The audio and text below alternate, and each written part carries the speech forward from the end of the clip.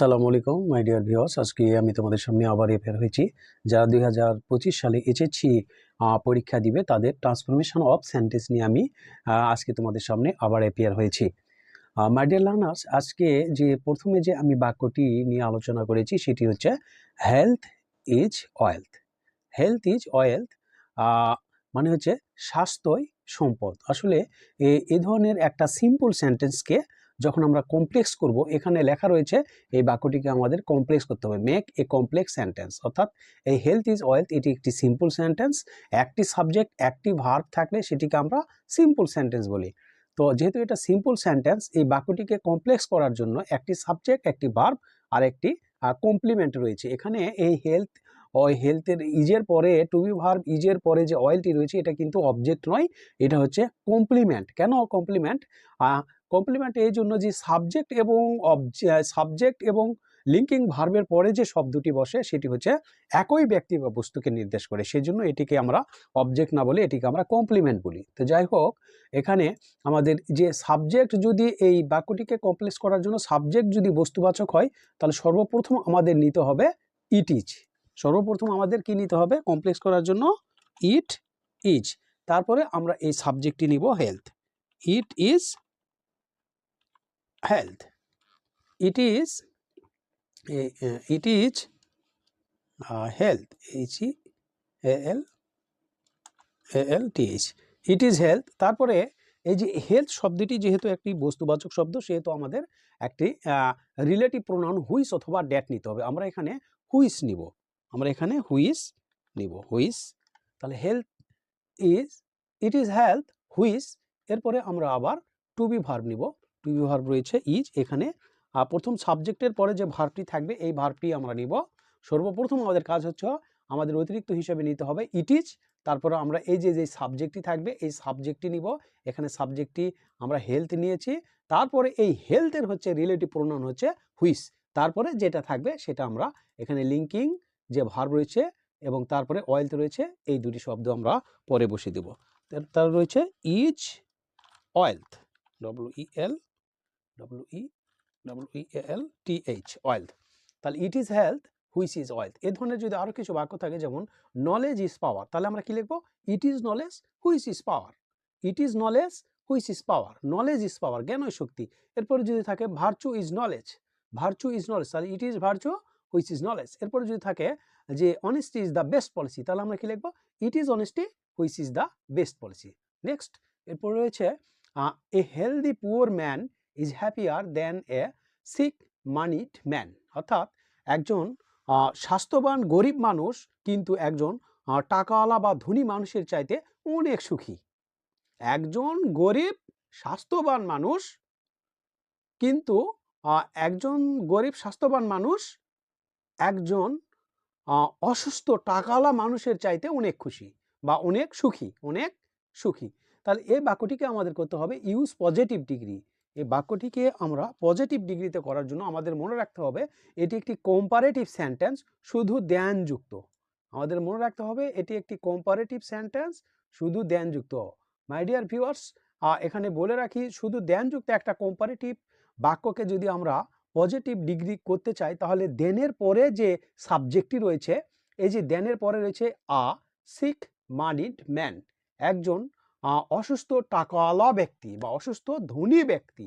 এরপরে কিন্তু একটা টু বি ভার্ব কিন্তু এখানে ইজ সাইলেন্স রয়েছে, এই জন্য আমি এটাকে সাবজেক্টই বলেছি।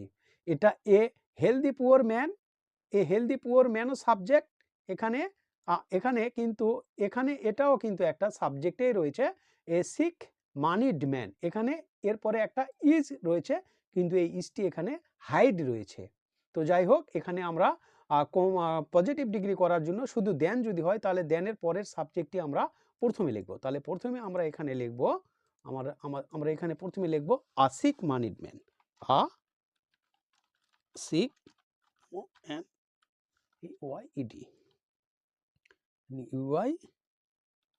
মানিড, a sick moneyed man is.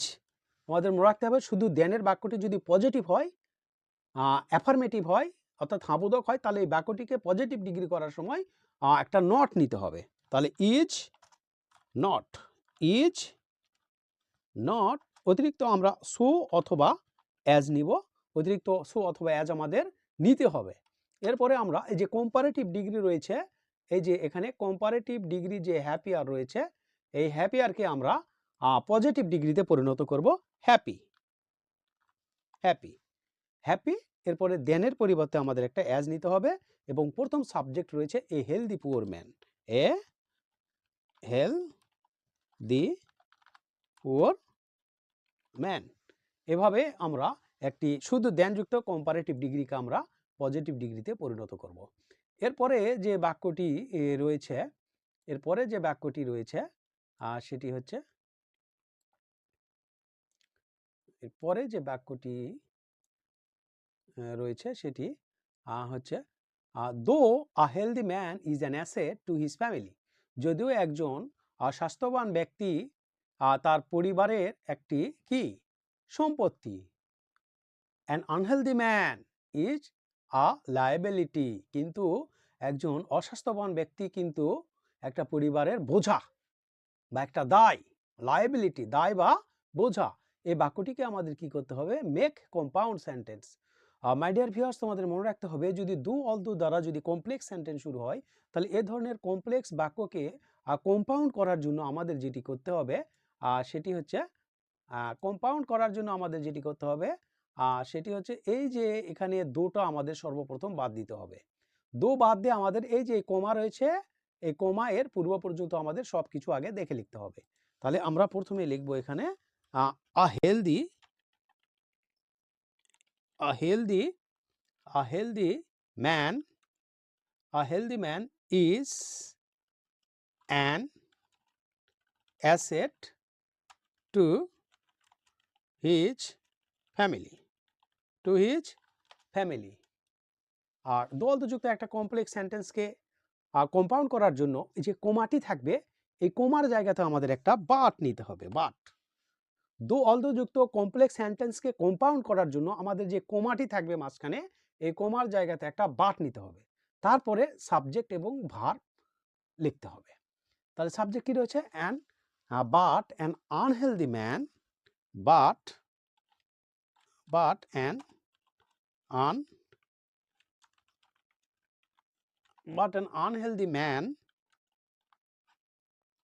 unhealthy man, is a liability, is a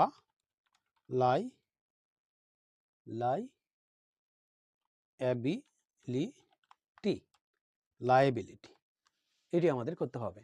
এই যে এই কোমার জায়গাতে আমাদের বাট দিতে হবে, BUT, বাট।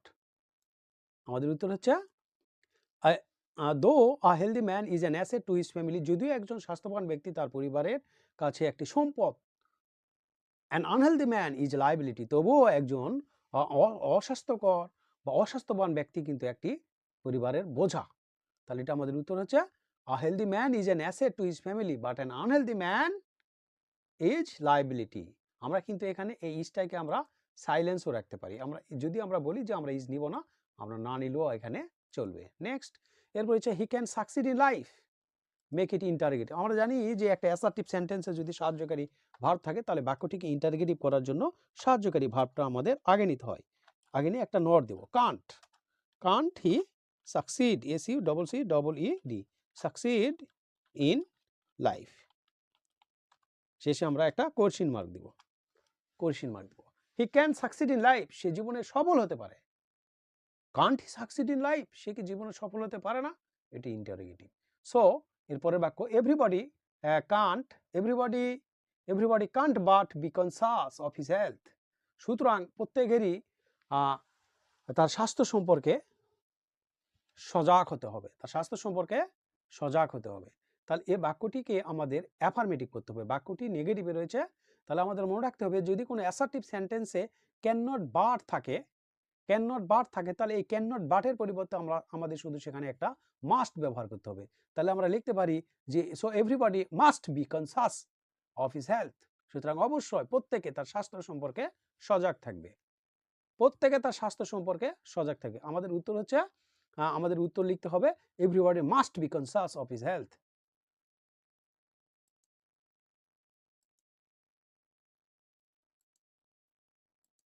আমাদের উত্তর লিখতে হবে everybody must be conscious, everybody must be conscious of his health. এখানে এই যে এখানে যে ক্যান নট বাট রয়েছে, এই ক্যান নট বাটকে আমরা রিপ্লেস করব শুধু মাস্টে। এই ক্যান নট বাটকে আমরা রিপ্লেস করে দিব শুধু মাস্টে। এই মাস্ট করে দিলে আমাদের উত্তরটি সঠিক হয়ে যাবে, আর কোনো কিছু পরিবর্তন করতে হবে না। আবারও বলেছি, যদি কোনো অ্যাসার্টিভ বাক্যতে ক্যান নট বাট অথবা কুড নট বাট থাকে, অথবা ক্যান নট হেল্প অথবা কুড নট হেল্প থাকে, তাহলে can not but, can not help, could not help, could not but